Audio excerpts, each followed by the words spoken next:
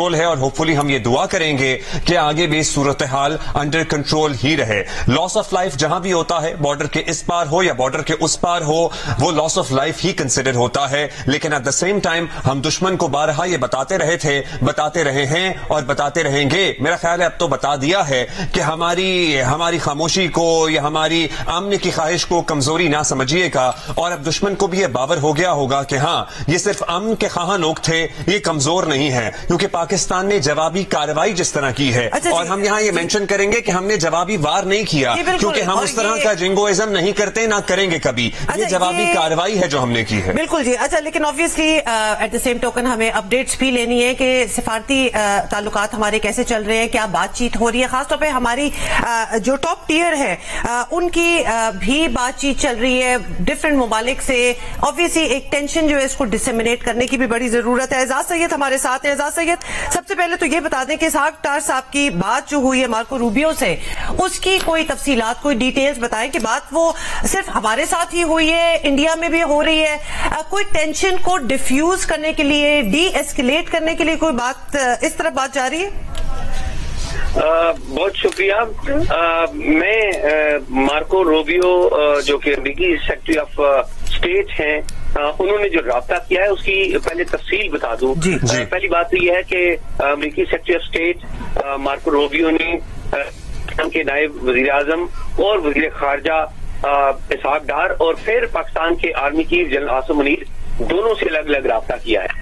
اور یہ رابطہ ایگزیکٹلی اس وقت کیا گیا ہے جب پاکستان نے ایک بھرپور جواب دیا ہے ہندوستان کو. اور مارکو روبیو نے کیا کہا پہلے میں وہ بتاتا ہوں, پھر پاکستان کی طرف سے کیا جواب دیا یہ بھی بتانا آپ کو ضروری ہے. سب سے پہلے تو یہ کہ مارکو روبیو کی طرف سے کہا گیا کہ ہم آپ کو جو اسسٹنس دیں گے تاکہ پاکستان اور بھارت کے جو مستقبل کے جو کانفلکٹس ہیں وہ نہ ہو سکے, ان کو اوائڈ کیا جا سکے. یہ مارکو روبیو کی طرف سے کہا گیا اور ڈی ایسکیلیشن کا کہا گیا, یعنی کہ جو ٹینشن ہے اس کو ختم کیا جائے. جواب میں پاکستان کی جو قیادت ہے, سول قیادت اور فوجی قیادت, اس نے کیا کہا یہ سب سے انٹرسٹنگ بات ہے. پاکستان کی طرف سے نائب وزیر خارجہ اسحاق ڈار اور پاکستان کے army chief general Asim Munir نے ایک ہی بات تھی.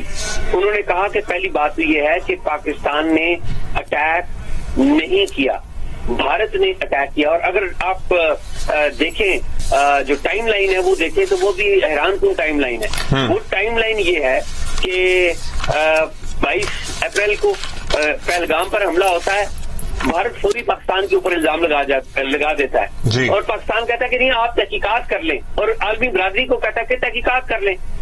اس کے جواب میں بھارت 7 مئی کو پاکستان کے اوپر اٹیک کر دیتا ہے, جس کا اس وقت بھی ہم نے بھرپور جواب دیا, پاکستان نے بھرپور جواب دیا.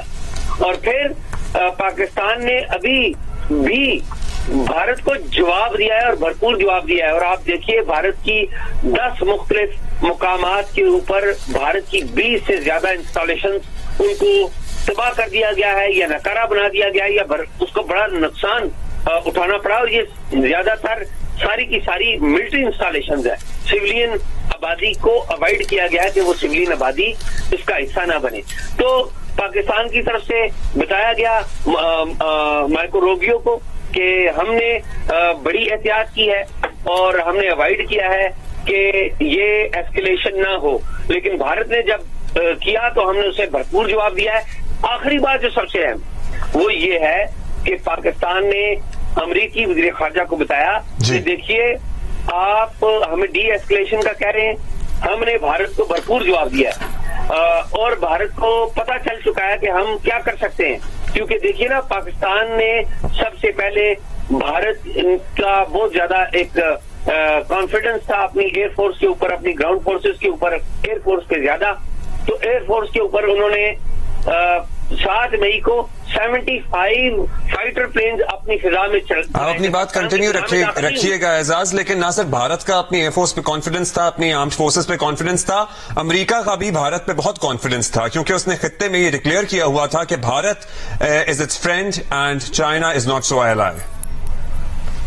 اس حوالے سے اہم بات یہ ہے کہ جو بھارتی ایئر فورس کو 5 طیاروں کا نقصان اٹھانا پڑا, اور پاکستان نے یہ کلیم کیا.